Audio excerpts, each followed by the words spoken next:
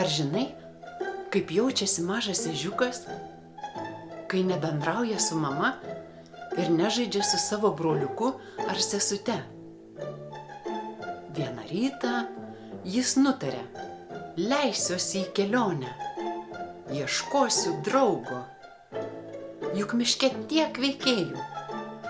Gudri laputė, maža pelėdžiukė, pilkas vilkas, žalia varlytė ir net paslaptingas, labai retas paukštis, žalvarnis.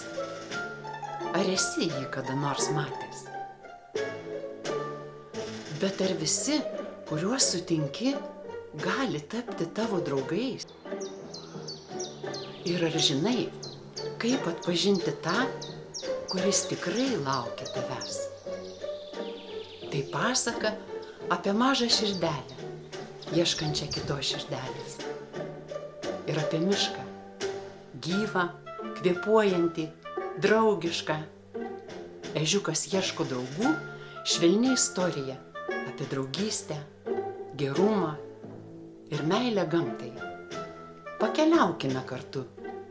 Miško pasaka jau netrukus.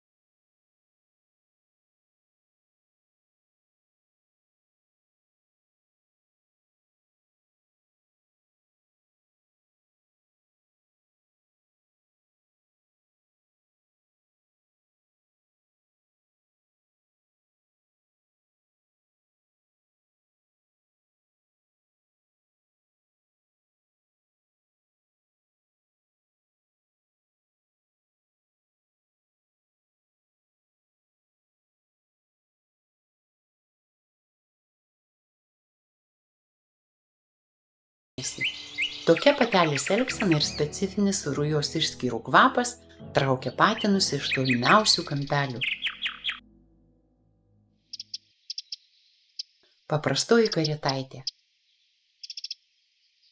Labai judrus, trumpaodegis paukštis, kuris uodega laiku užriesta į viršų.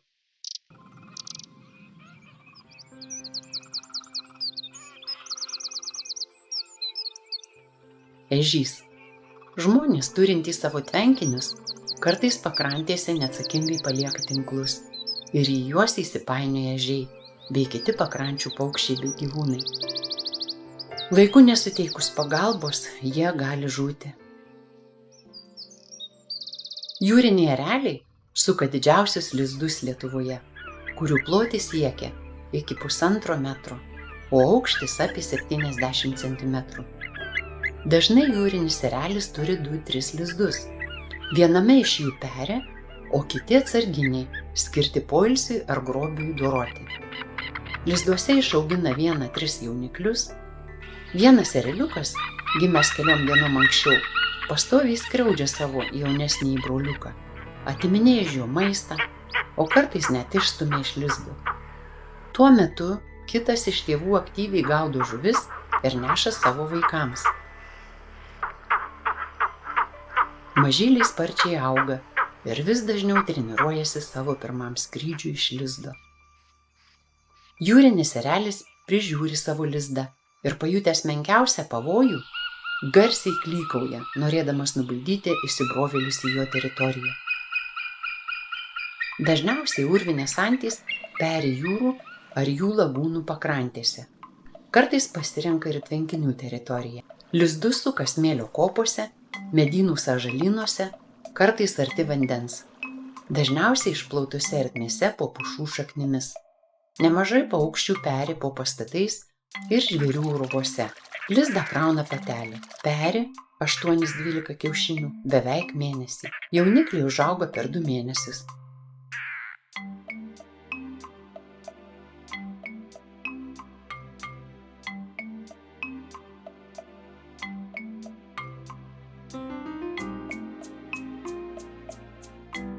Paukščiantis nėra didelė vandens mėgėja. Jos jaunikliai gerai nardo vandenyje, tačiau suaugę individai neria tik išgąsdinti.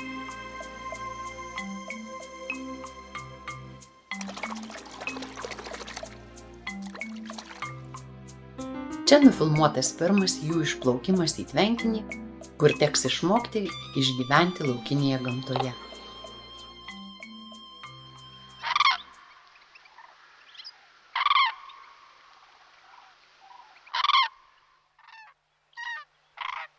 Beieškančią maisto gervę dažnai užpuola pempės, kurios labai aršiai gina savo lizdus. Puolančios pempės įvaro stresą gervei ir ji bėga iš lauko, bei būdama tokioje būsenoje, vos nepalenda po sunkvežimių ratais.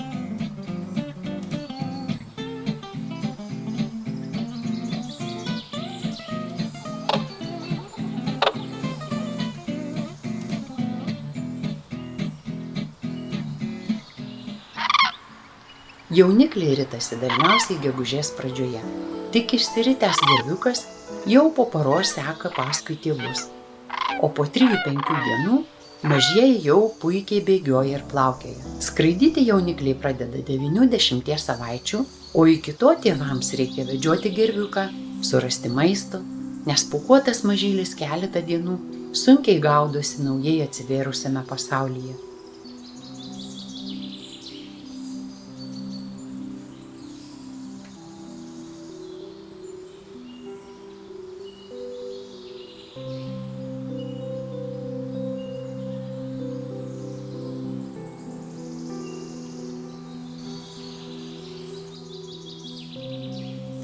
Jaunikliai pradeda skraidyti po 9-10 savaičių.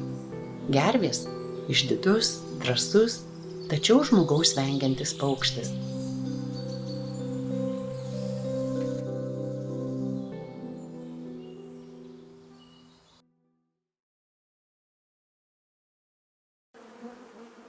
Sakoma, jog vapsvaėdį išduoda nuo jos sklindantis medaus aromatas.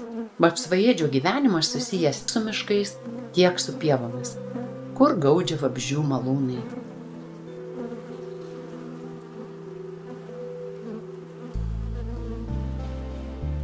Didžioji kuolinga.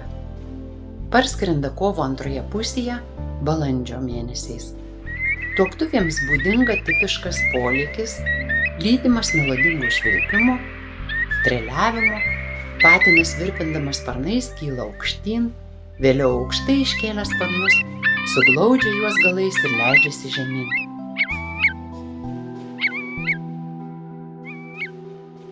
Paprastasis griciukas. Gyvena šlapiose ir drėgnose pievose. Rūšis įrašyta į Lietuvos raudonąją knygą. Lizdą suka nesudėtinga, aukštesnėje vietoje, ant kupsto, tarp aukštų žolių.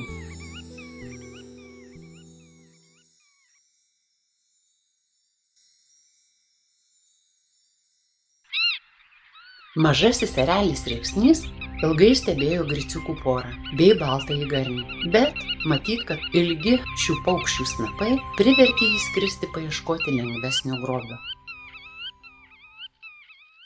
Akmeninių kiaunių pasitaiko miškuose, bet labiau mėgsta nemiškingus, uolėtus kalnų šlaitus, senas akmens laužyklas.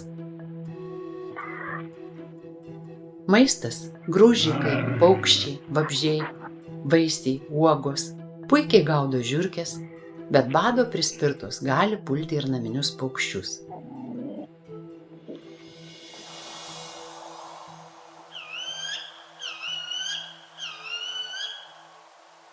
Nauja fotografinė diena ir pirmas sutiktas paukštis – kurtinio patelė. Ji yra daug mažesnė už patiną, perpus mažiau sveria, netgi jos spalva visiškai kitokia.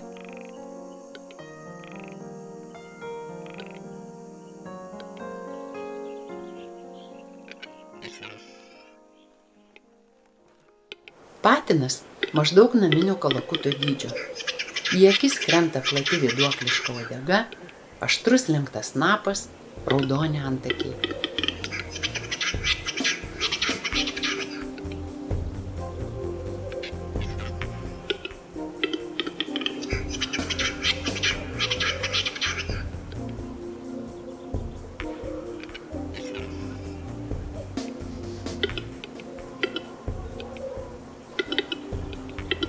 Saulei prašvitus, visas procesas suaktyvėja, jie nusileidžia ant žemės ir ima vienas kitą gainioti, kovoti, vėliau patelės pasirenka nugalėtojus ir su jais susiporoja.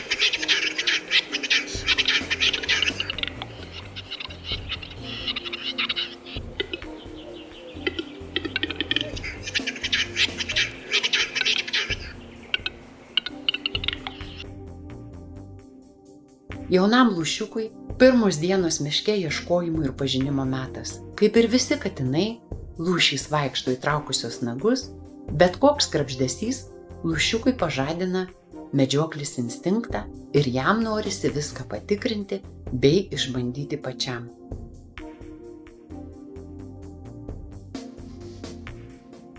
Jauniklis laikosi šalia savo mamos iki sekančios rujos, o paslaptingoji miškų karalienė akylai saugo savo mažylį.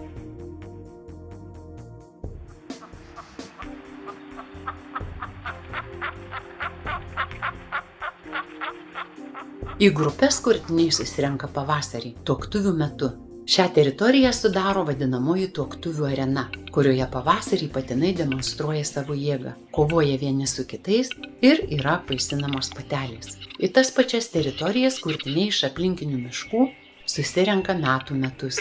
Jei jos kaip nors nesunaikinamos, kurtinių gali būti naudojamos netgi dešimtmečius. Kurtinys teksi ir jo balsą įmanoma išgirsti už kelių šimtų metrų.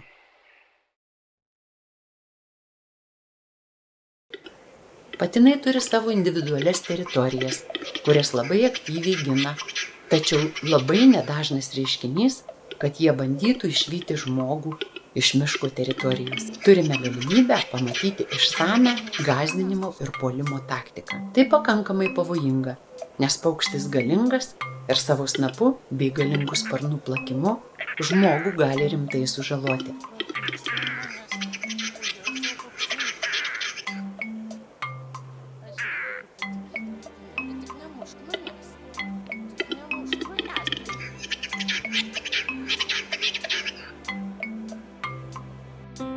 O Jėzau, o Jėzau. Eik iš čia! Eik iš čia! Eik iš čia! Tuoktuvių metas jau buvo pasibaigęs prieš 2 mėnesius, tačiau važiuojant tuo miško keliuku dar sykį sutikome tą patį kurtinį ir vėl jis mus puolė. Kliuvo net automobiliui. Kodėl jis taip elgėsi? Galima tik spėlioti, o kaip yra iš tikrųjų, ko gero sužinosime dar negreitai.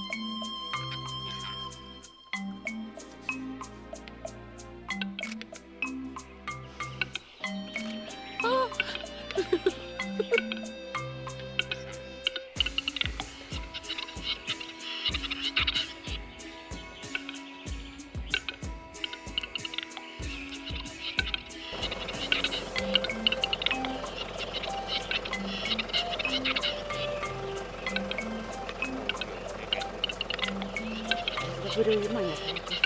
Viskas.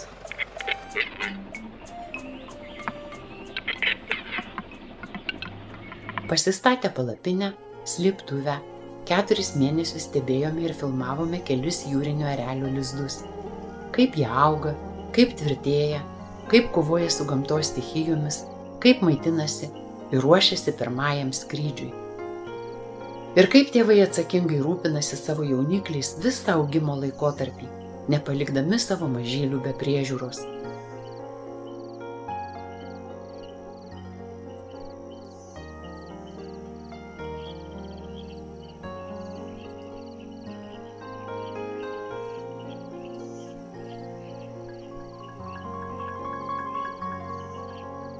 Sykį sėdint slėptuvėje, prie mūsų priėjo briedis. Kartais jie būna labai smalsūs. Jis mus pajuto.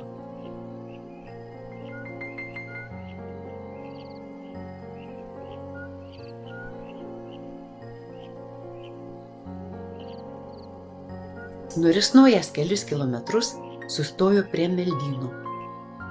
Ir, tarsi saugodamas įėjimą į jį, įspėjo savo patelę su prieš kelias dienas gimusiais jaunikliais apie galimą grėsmę. Briedžio patelė iškart į tai sureagavo ir pasislėpė aukštuose švendrynuose.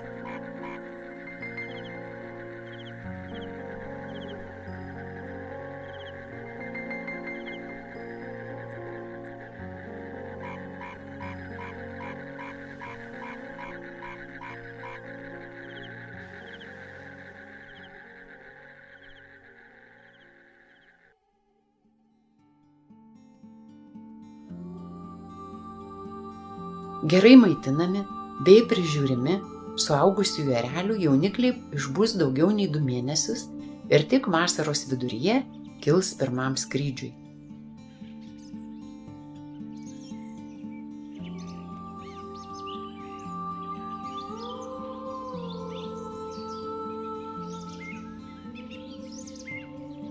Subręsta jūrinis erelis 4-5 metais. Tuo metu jo uodega būna balta, o snapas geltonas. Ereliai auga, vis dažniau treniruojasi, norėdami patys pakilti ir pažinti juos supantį pasaulį. Netgi jau pabandžius skraidyti, jie dar gerą savaitę nutupia šalia lizdo, o tėvai vis dar jiems neša maistą.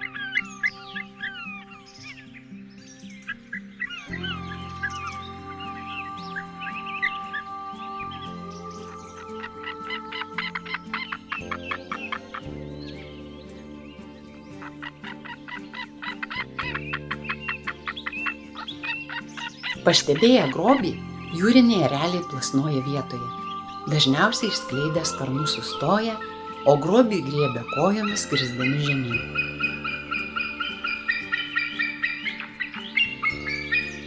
Jaunas erelis nutolo nuo savo lizdo ir tyrinėja aplinką, tačiau pempėms nepatinka naujas plėšrūnas atsiradęs jų teritorijoje ir jos nori jį išvyti kuo toliau. Ereliui pavyksta sugauti žuvį ir nuo šio momento ji taps jo mėgstamiausių delikatesu.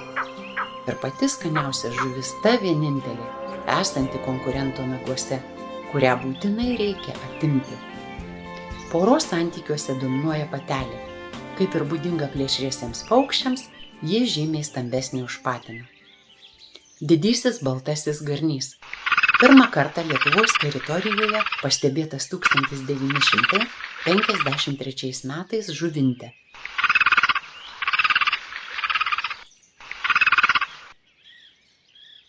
Didieji baltieji garniai gyvena visoje Lietuvoje, o žiemą praleidžia pajūryje, Nemuno deltoje ir pietinėje šalies dalyje. Prisiminsime, kad didysis baltasis garnys atsargus, bailus paukštis, kuris renkasi maitintis atvirose vietose, kad laiku pastebėtų atsėlinantį priešą. Atradęs grobį, garnys greitai, aštriu snapu sugriebia auką. Sugautas grobis praryjamas sveikas.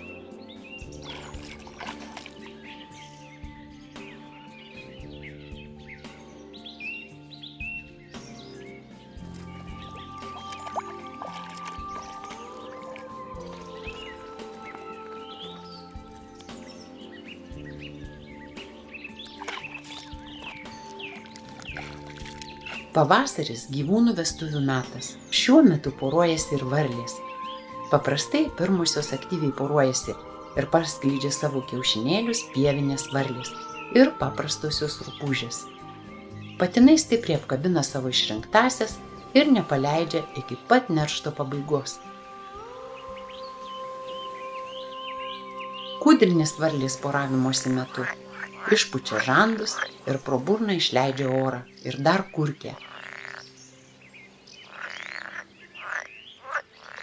Mažasis erelis riksnys sugeba išmaitinti vos vieną jauniklį, antrasis kiaušinis sudedamas vien atsargai, kad žuvus pirmajam paukšteliui išaugtų antrasis. Erelis riksnys – nacionalinė vertybė, tačiau yra ypatingai opus ir pažeidžiamas.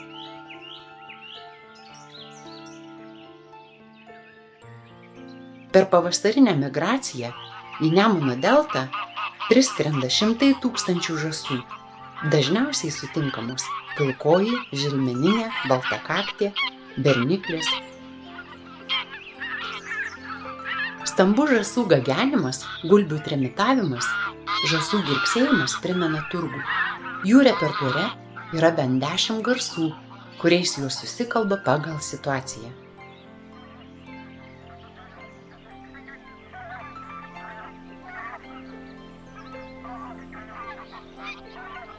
Pilkosios žąsys įveikia ilgus atstumus – iki 8000 kilometrų.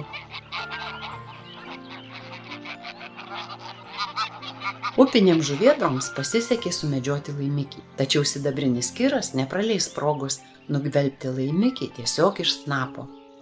Juodasis gandras. Šis vienišius ir slapukas įrašytas į ES paukščių direktyvos labiausiai pažeidžiamų rūšių sąrašą. Todėl jo perimvietės saugomos ir Lietuvoje.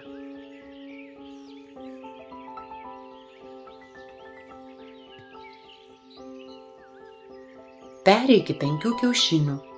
Perėjimo trukmė 30-35 dienos. Šiuos tylius, baikščius ir paslaptingus paukščius retai kas išvysta. Mat jų namai sunkiai įžengiami miškai, pelkės, vandens kanalai, upių ir upelių raizgalynė. Juodojo gandro poros teritorija yra apie 2800 hektarų dydžio.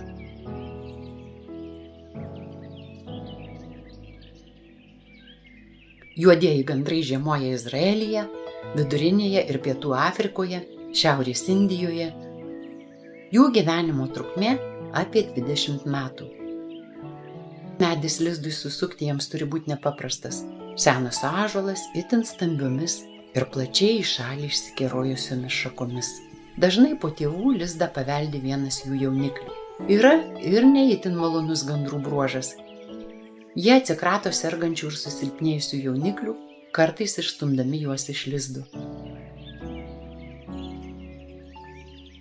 Jaunikliai nesiskundžia apetitu, todėl tėvams ilsėtis nėra kada.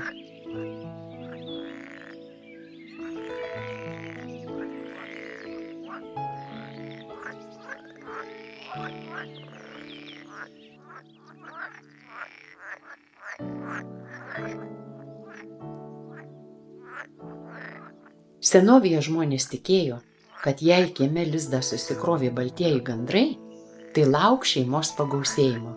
Tuo tarpu juodojo gandro vengė, tikėdami, kad jis prišaukė nelaimę. Gandrai – gražūs paukščiai, kuriuos galite stebėti be galo.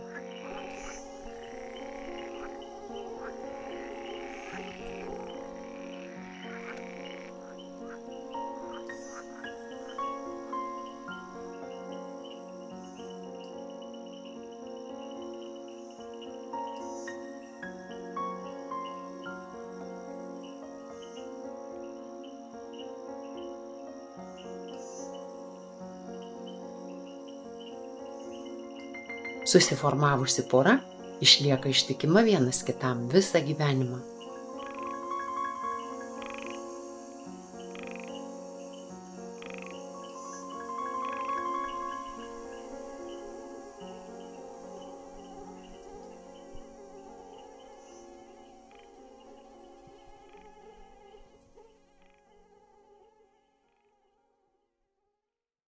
Turime labai retą galimybę pasigrožėti Lietuvos puošmena žalvarniu. Tai apytikriai kuosos dydžio, labai spalvingas paukštis, savo išvaizdą daugiau primenantis tropikų sparnuočius. Suaugusių paukščių apdare vyrauja žalsva, melsva, juosva ir rusva spalvos, kurios ypač įspūdingai persilieja žalvarniams tuoktuvių metu vartantis ore. Deja, tai nykstanti rūšis mūsų šalyje. Keletas iš dažniausiai minimų faktorių – tinkamų perėti uoksų trūkumas, nepalankios klimatinės sąlygos veisimosi metu, naikinimas migracijos kelyje, žalvarnių maitinimosi buveinių praradimas vienas kitam visą gyvenimą.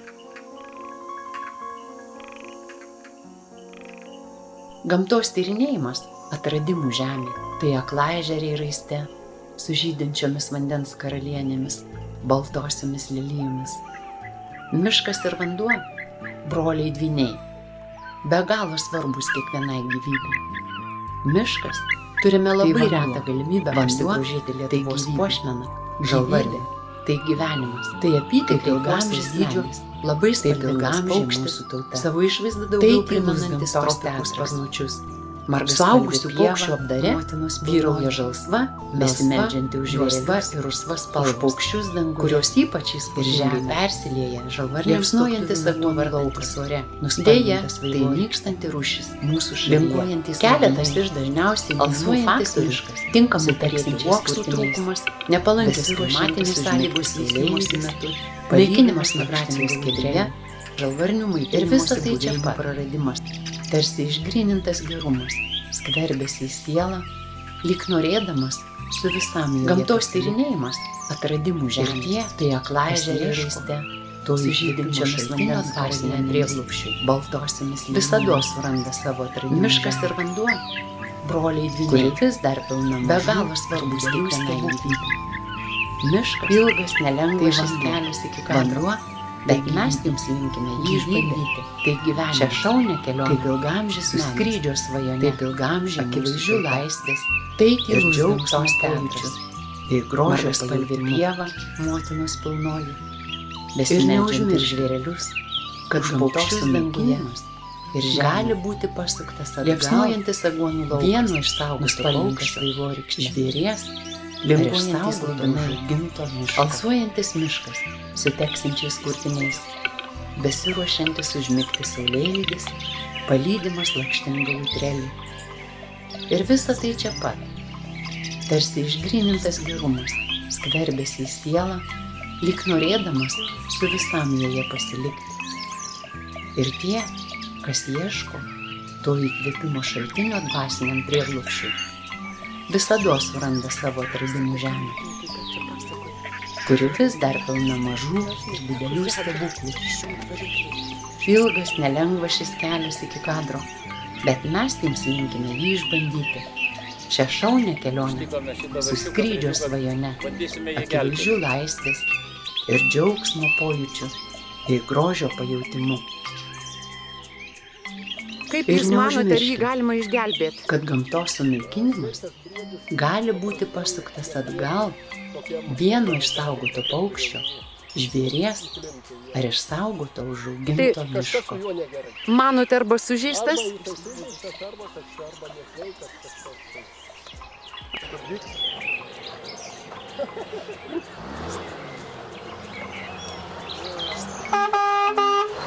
O, čia rimtai jau. Eik tu sau, čia kas darosi.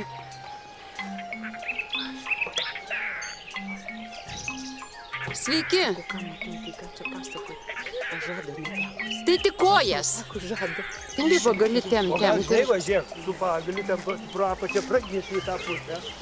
Pro apačią pragysi ten įsunta. Kūrėkės galvoju, Šitą varčiuką, bredžiuką, tai padaryti. bandysime jį gelbėti. Ir kad kibos nebūtų, tada trau. O Dieve. Negaliu. Lipk mažiukai. Kaip jūs manote, ar jį galima išgelbėti? O Jėzau. Durniukai, lipk į krantą. Lipk į krantą. Bėkit, vyrai. O Jėzau. Vyrai, bėkit. Kažkas su juo negerai. Manote, arba sužeistas?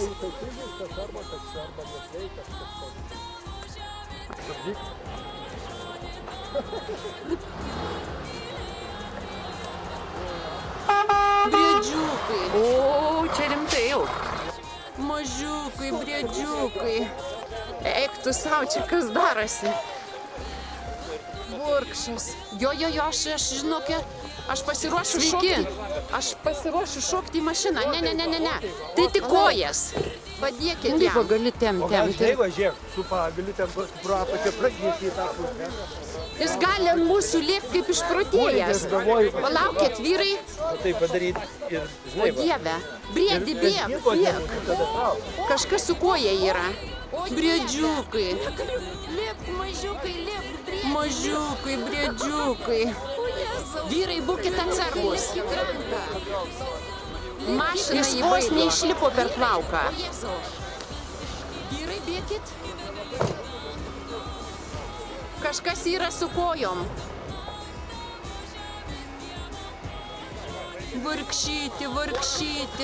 Varkšyti. Briedžiukai, rankos dreba man. Burkšas, mažiukai, briedžiukai. Jėzau, Burkšas. Jo, aš žinokė. Aš pasiruošiu šokti. Į mašiną. Ne. Palauk. Padėkit jam.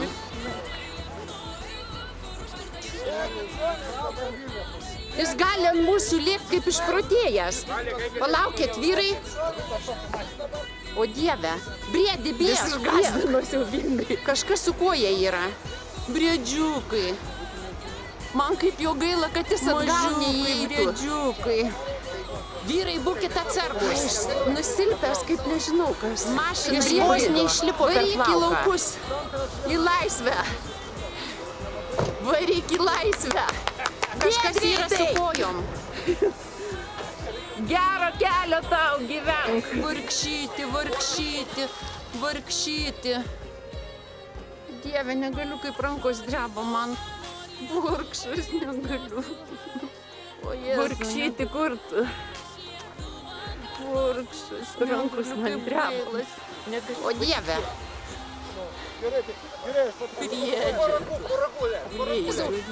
Išgąsdinai gražus.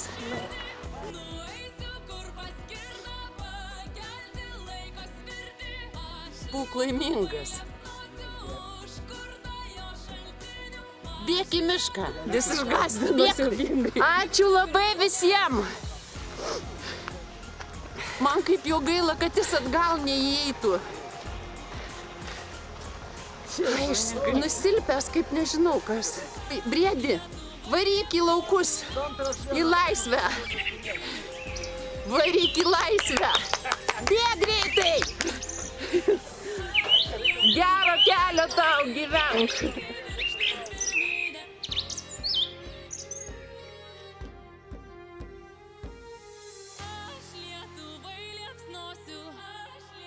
Varkšyti kur tu?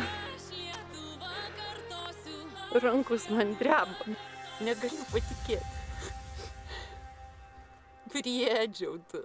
Gulėjai griovyti ką. Bet koks gražus.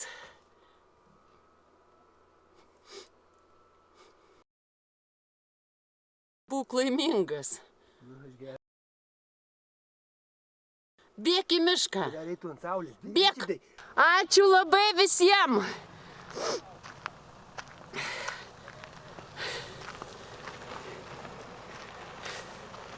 Jėzau, negaliu.